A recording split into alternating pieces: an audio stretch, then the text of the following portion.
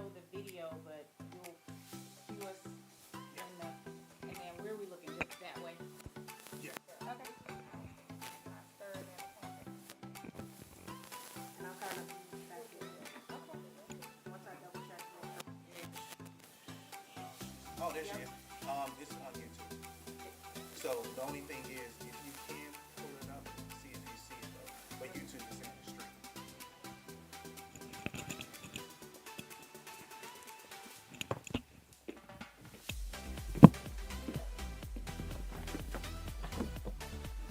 Wesley. Wesley.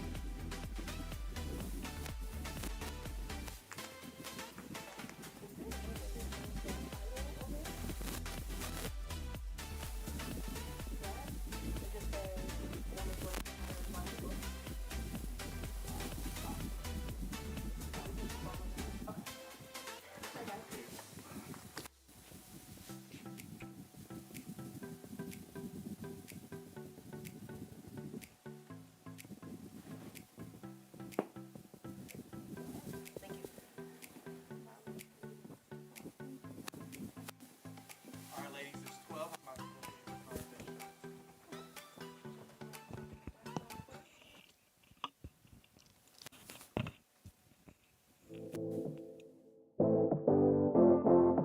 this because for me, sometimes people don't underachieve because they're lazy.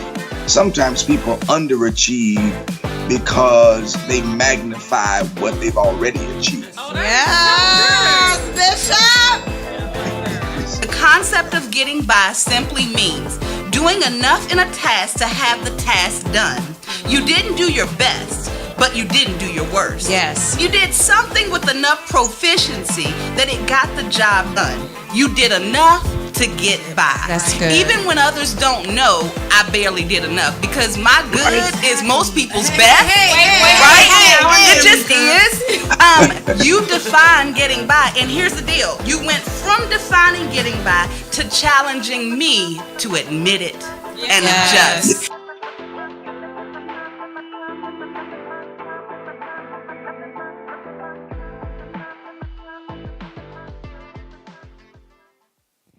Welcome, welcome, welcome to another edition of The Life of Books. We are thrilled to be here with you. A Woman's Voice Matters presents our first Life of Books for 2023. A Woman's Voice Matters is an entity that has been uplifting, educating, and empowering women since 2016. We are teetering on our 7-year anniversary. Woo woo! We are so thrilled to continue this journey. We are heading into what we believe are the best days of our lives, and we are encouraging and empowering women on the way.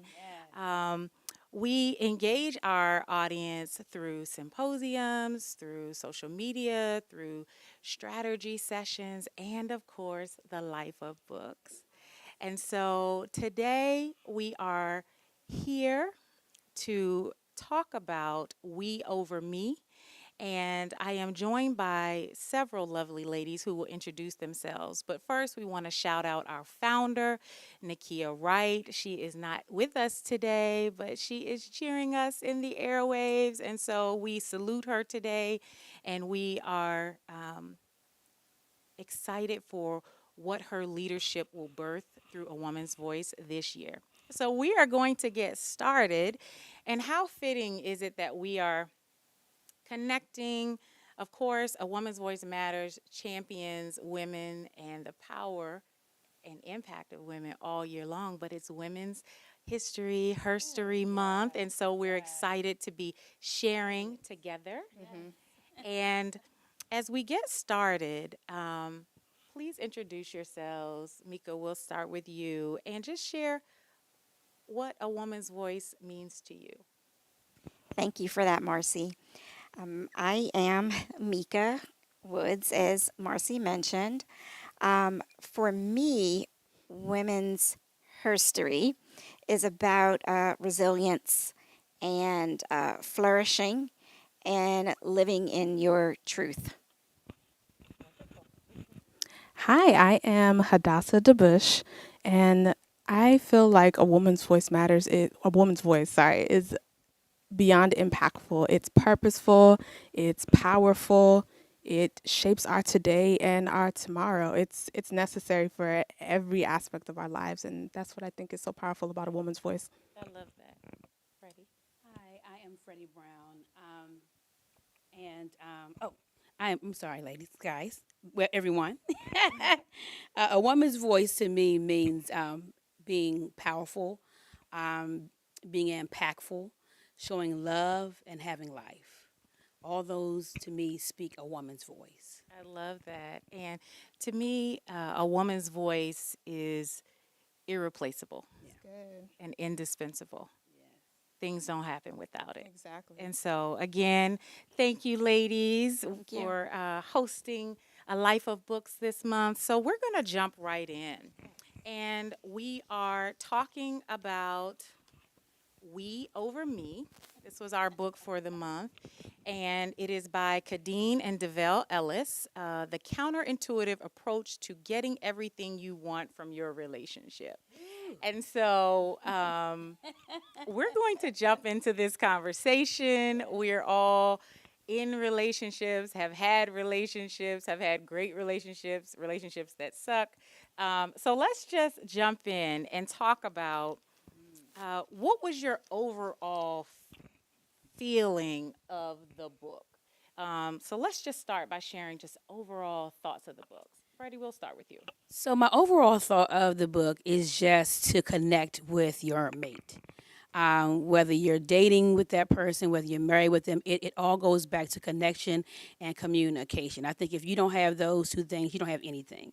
And I think those definitely are the foundation because you need to connect with someone, but you need to also be able to communicate in every aspect of the relationship. So those two things work for me. I think this book touches so much on all of the fundamental things that go into a relationship. And they definitely talked about it all. Just when I thought, like, oh my goodness, They talk about everything. could they leave anything out? No, they literally talked about every single thing. And I think it's so important, like the transparency, their authenticity.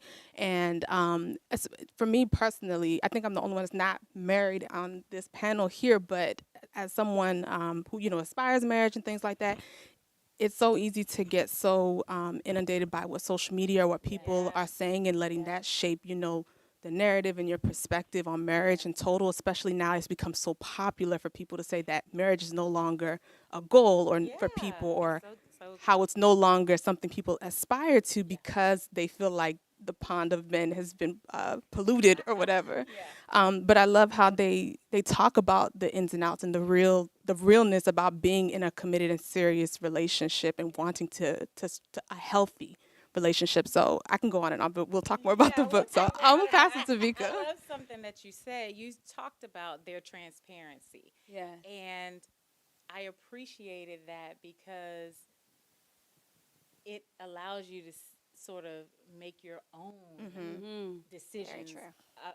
You can filter Very through your true. own lens, Absolutely. like Yeah, what yeah, your yeah. values Absolutely. are in a relationship. So, Yeah. but yes, we'll continue to talk. Mika, what did you think about the book? Well, as someone that's been married for 24 years, I thank you. I thumbed through the book and felt that it was a very whimsical approach to a very serious topic. And so the way that they lay their story out, it made it relatable. Even at this point in my own marriage, there were some things that I was like, oh, yeah, I do that, but I need to do this. So it was like a reality check as well, because there's some things that you take for granted that you really don't realize until you see someone else sharing their story, which is why I think what we're doing here is very important, because there's always a way for us to share our message and have an impact. As Freddie said, that women are very impactful. So I think that we're reading Kadeen's parts looking for validation and reading DeVal's point of view looking for acceptance or understanding. And so having them write this book together and the way that it broke it down instead of as a we, right? You have a we, and then you have a me and a she, or he and me. And so it was very good that it started with them, but then you could hear from each solo voice because it helps you just put things in perspective. So that's what I felt, that it was a lighthearted write or lighthearted read on a very serious topic. So it made the content relatable. I love that. So true. I agree with everything that has been shared. So I just noted that it is refreshing to see a transparent account of love in this day and age. Like, Yes. that's initially what I thought. I was like, oh, it's very refreshing because we see horror stories, negativity tends to rise to the top of our social feeds and it's played repeatedly. And so them sharing this was very refreshing. I also noted that I laughed, I had a tear, I felt many emotions. As I reflected reflected on my marriage. I've been married for 13 years, and just hearing some of those things that were so relatable. And it's like, some of it was a mirror. It's just like, oh, well, yeah, I should do that or should not do that. And then I said I appreciated their emphasis throughout the book that this is what love looks like for them. For them and for real. They shared that repeatedly. For them and for real. And for real. And for real. Because as you mentioned, and as Hadassah said, looking at social media, especially for younger couples. So for me, it was refreshing seeing such a young couple being rooted in what real marriage looks like, and also defining the difference between a wedding, which everyone loves. I didn't have a wedding. I have a marriage, right? Yeah. I mean, same. Yeah. So, and I knew even at 25 what I wanted. So, with social media, you see a lot of people getting away from that. And I'm not knocking it because I do believe that marriage is a lot of hard work, but it works, right? But it's hard work. And so both people have to be willing to put in the effort. And with social media, we have this instant gratification. We're looking at other people's situations and we're saying, I want that. I want those dates. I want that Valentine's gift. I want that wedding. Ring. I want that ring. Yes. But they don't know what it costs to get It does. They don't know the if it's price that we real, pay, or for that, if it's or real. if it's real, Or if because it's a lot of it is fabricated. And so when they dive in and they talk about, shifting roles when the finances change, that's real because everyone talks about what they want with their dream marriages, but They mentioned that in the book about how you don't know what's going on behind closed doors. Like, I could put anything in front of you and it'll be believable. Like, I can filter anything. Like, that's the day and time that we live in. Like, the wedding boards, they're so beautiful on Instagram, like all of these beautiful venues or whatever. But like Mika and what like you're all saying, like, but the actual effort that it takes into being in a committed relationship or a marriage, it goes far beyond the wedding dress. It goes far beyond planning the venue and things like that. Like, take the pressures off. Like, Take the pressures off. and I feel like this book really captures how important it is to take those pressures off. Like, no, plan the marriage. That's what that's the ultimate goal. Not the wedding. a wedding costs a lot of money, but a marriage costs you a lot of things that you do not realize. Far Are you more willing than to money. pay the price? Far more than money. Far more than money. I think that's so good, Mika. Yes. I could only imagine. Yeah. Well, look. That was good. I like That was so good. Yes, Mika, you are on it. The last thing I made a note about, and you all have talked about it, I said this book gave credibility to their highlight reel. Because they talked about social media, the impact of social media. They talked about how they fell in love before social media, right? So they didn't have the immediate pressure of social media. Yes. But they are now seeing as they are growing in their success, the impact of social Yes. media. And so Yes. this is so good. I love it. I love it. I love it. All right. So we're going to here's a question. Let's talk about our favorite chapter. Oh, And if yay. there is a point that we want to read. So who wants to go first? You want to Okay. go first, Hadassah? I can Okay. go first. Oh my God. Okay, so I have two. Oh, I love it. Oh my God. I almost feel like I want to start with just the very beginning where it was really just a sentence that caught me. And it was literally the first, it's in the introduction because I feel like it's the entire purpose of the book. Like if I was to put this book and summarize it into one word, it would be choices. Like they're made a Yes, I love it. choice. Yes. And I think all of us know, that Everything's love a is choice. love is a choice. Everything. Marriage is a choice. Everything starts with a choice. And they started this book by saying, like, if you're looking for the how-tos, this isn't that book. It is. And literally in the introduction, they're like this, and at the very bottom it says this book is about choices. Specifically, my apologies. Specifically the individual choices that led to a blessed union we are very proud of. And I thought to myself, wow. To me, it caught my attention in that in this day and age and in this time that there are still people who are dedicated and committed to wanting to be an example, but more than just an example. Like I want to build something that works for us and shape our own reality. And just to see two young people, like Mika mentioned, wanting to choose love and covenant in a public way. And writing it in this book is what caught my attention. The first, just in the first page. So that sentence caught me. But as far as the chapter, I'll give it to somebody else because I have to find my page. Well, look, while you find your page, I want to say something about the first page that caught my attention. And again, it's in the introduction, and we as people don't owe each other anything other than the space to exist freely. And I felt like those were the ground rules. Like no one is entitled to anything outside of us existing freely. And I go off on a tangent all the time how entitlement is running rampant at work with people, Yeah. the audacity of people, but but those were the ground rules, I thought. And it's right above what you shared about choices, Hadassah. It's just that's all we owe each other is the freedom to exist. So, but yes, go with your chapter. Okay, so it's in chapter 6 on page 136. I love Khadeen's and DeVale hot take. That's my Oh, favorite yeah, part. But this is Khadeen's hot take, and I can read it. It's pretty long, but I feel like it's worth reading. Where it says completing yourself.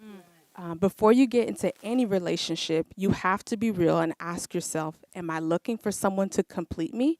For most modern women, we know what we bring to the table. We're confident about our education, our jobs, our businesses, and our possessions, but there is still a part of us that feels like we won't be complete until we find someone else to make us happy.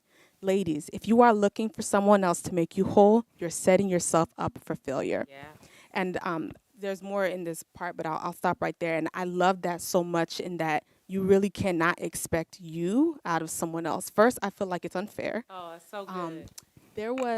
I was privileged to attend someone's wedding some years ago, and they asked me to sing a song for them. And the song said something about, you're the only half that makes me whole. And they're like, can you change the words to that song to say you're the whole that makes me whole?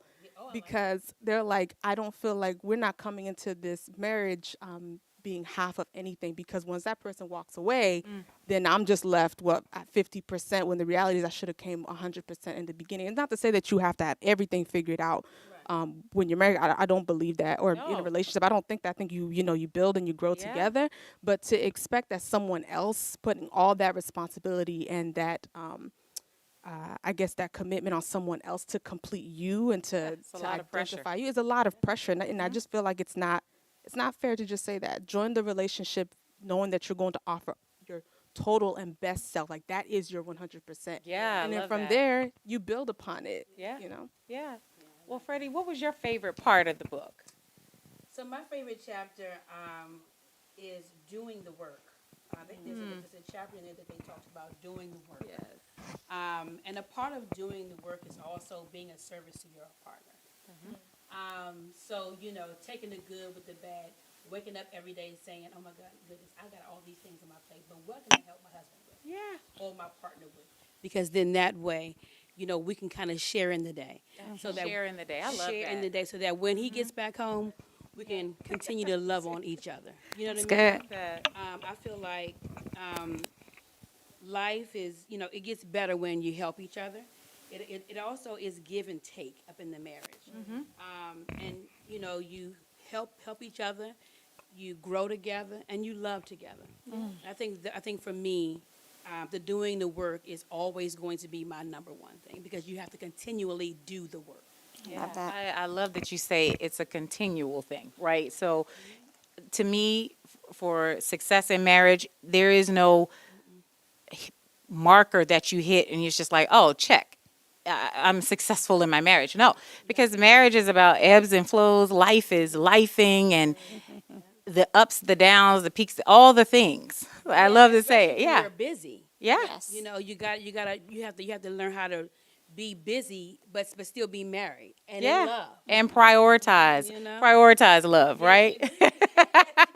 Yes, Prioritize. It's a full-time job. It's a full-time She said it's a job. full-time job, and in order for marriage to work, you have to make sure that you are continuously doing things so that you can keep your job.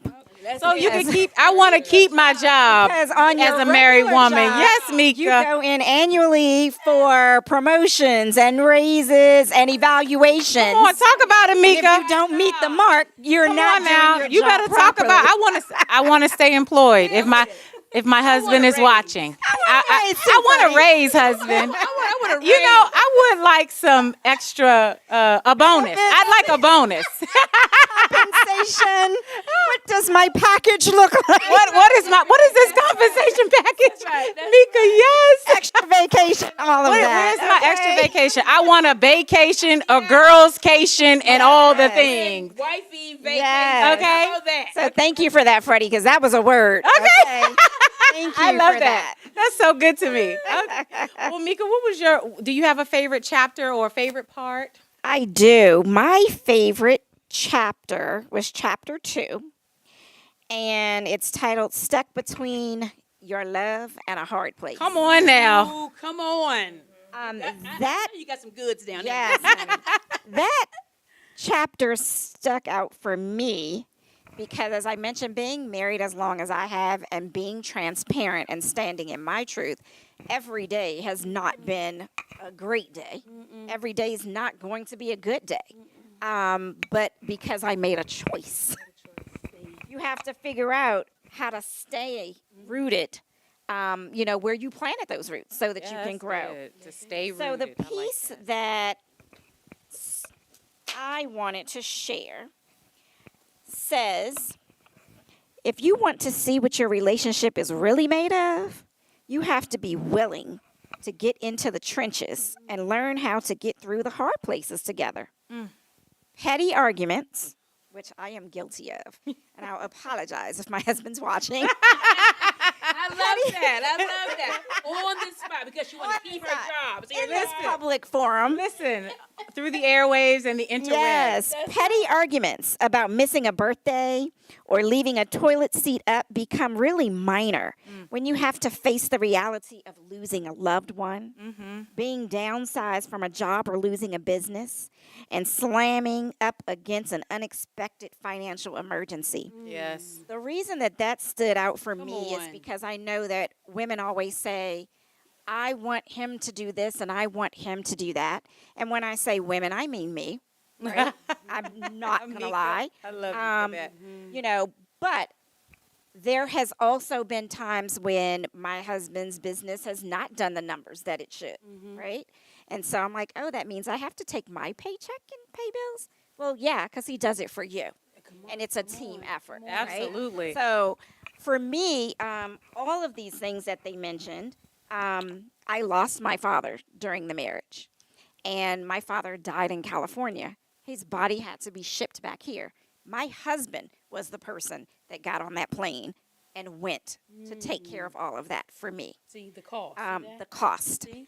I worked for Disney. My job was downsized and then just erased with no warning. And he said to me, it's okay, because that was like a death. I had been with the company Yeah. for 15 years. good, And he Mika. said, take all the time you need. That was 10 years ago.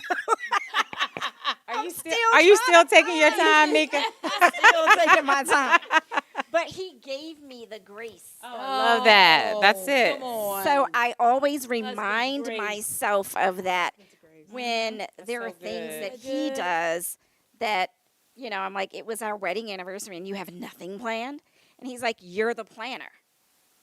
I'm like, but sometimes I would like to be planned for. But then I remind myself that he's planning for me every day. Yes, that's When so I'm good, Mika. flicking on lights and open up the fridge and turn on my car, he's planning for us consistently. So that's why this chapter was my favorite and stuck, because you have to figure out where your comfort zone is in between loving hard and the hard times. Yeah, I love that. That's so good, Mika. That's so Thank good. you that's for sharing that. Ooh. That's good. So, my favorite chapter of the book was chapter 4, All right, Marcy. putting friendship at the core. And so, I'm going to read something from this chapter on page 102.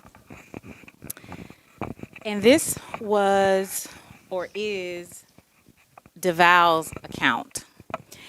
He said, life can be heavy at times. Having a friend that you can smile with through the ups and downs of life is what it's all about. And this was the part that was so good. I've learned that an unconditional friendship has no ceiling. And when he said that, I was just like, that is so good.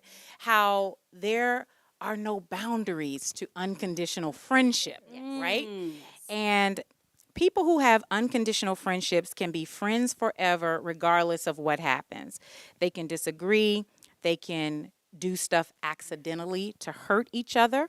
But if you have a strong friendship, you'll come back. Yeah. And I'll just drop down. The only way you can, he said, I want a friend who's going to work with me to create an experience in life together that works for the both of us. And I just thought that, oh man, that's amazing. And he said, the only way you can do that is if you start with an unconditional friendship that will last. He said, things will happen. And if you don't have the ability to give grace, be forgiving, and be understanding, you're never going to make it through. And I wrote in the margins here in the book, that's marriage or any other relationship. It is. Any relationship. Any relationship. And something else that I noted here is that in both of their sections in the putting friendship at the core, they both talked about this. They acknowledged what had to be unlearned for their relationship to be successful. Both of them come from parents who are still married. So long-time marriages, but they still did not see their model in their parents. And I appreciate that they're willing to unlearn what will not serve them in their marriage. This chapter, they both shared their deep willingness to always choose one another. I like that. And they just always, in this chapter, they talked about while they witnessed a number of marriages that looked successful on the outside, they didn't find their core foundation of what they wanted their marriage to be. And so they created that for themselves. Be your own marriage Yeah, goals. be your own marriage goals. And they talked about that in the You have book. to do it. Absolutely, absolutely. All right, so anything more to share? Any other favorite parts? I did have two favorite parts. I had one more favorite part, and it's on page 136. Let me get that. And it's a one little line there that was so good. Oh, another hot take. Yes, it was one of these hot takes, right? The hot takes are amazing. And this one basically talked about love each other into your own dreams. And so That's really good. this is Kadine's hot take, and she shared this. She said, nobody's expecting you to show up perfectly whole, and I think you talked about this, Hadassah, perfectly whole in a relationship. But make sure that you are good for and with yourself first. Be good with understanding your strengths and your weaknesses. Be good with knowing who you are individually and then collectively in a group. Knowing who you are and being confident that you complete yourself will go a long way in being kind to your partner. I mean, and so she just talked about how knowing who you are, and I wrote in the margin, again, self-awareness is a gift. It is a gift. You need to know who you are so that you know what your limits are with your partner. That's really good. So, all right. Well, look, let's move on. So, who would like to share their greatest one-liner in the book? All right. Well, Mika, if you want to start there? Because I got a couple. So let's start with you. Yes. So mine was in chapter 10, and that chapter is titled "The Kids Ain't First." The reason that I picked this line is because my kids are grown now. Well, we have one that's still in the house, and this is a lesson that I wish that I had read this when I was raising my kids, because we're very guilty of putting our children first and not saving space for each other or ourselves. And that's always been a tension point for us, not finding time. So this line says, "You might be surprised to hear us say this, but we do not put our kids first. They're cute and all. But the biggest lesson we learned in the first 5 years of our marriage, and especially with our oldest son, Jackson, is that when we put all the focus on him, we created a toxic environment where it was very hard for us to figure out how to balance being good partners and good parents. So I didn't know